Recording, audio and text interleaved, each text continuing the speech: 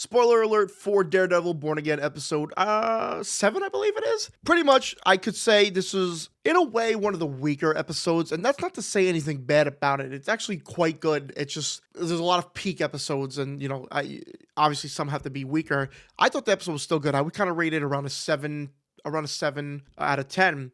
A lot of cool moments, most notably the stuff that happened with Muse. This episode heavily involved in Muse and a little upsetting. We saw the showdown, we saw kind of the identity be revealed of who Muse is, and we kind of figured who it was, judging from, I don't know, the first or second episode where Heather meets with that new patient, being Bastion. He, outs himself as Muse. He takes her kind of prisoner, takes her hostage.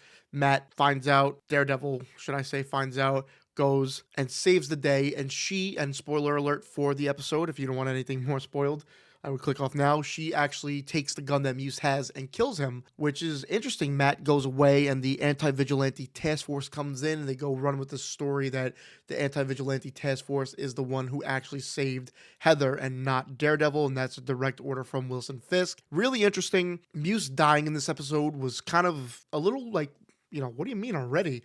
We only got a few episodes with Muse. I mean, he was alluded to throughout the show. I guess if you count that first episode, he was technically in. Yeah, but he was in like 2 or 3 episodes at this point. And one of the episodes was like a quick little cameo. So it's a little upsetting to see Muse go because I was actually really interested in where that character was going. But I don't know, maybe he was only kind of a quick thing and that should be just about it. Maybe he should be left as a mystery for so long. Maybe he could be something else. Maybe he could be kind of like an ideology.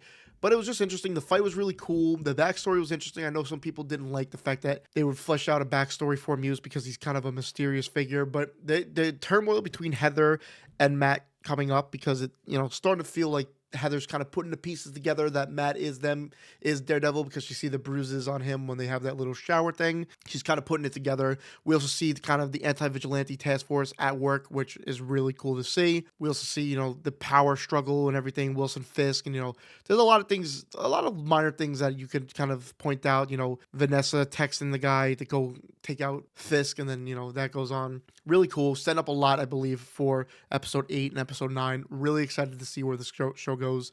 Upset as hell, though, that Muse is dead.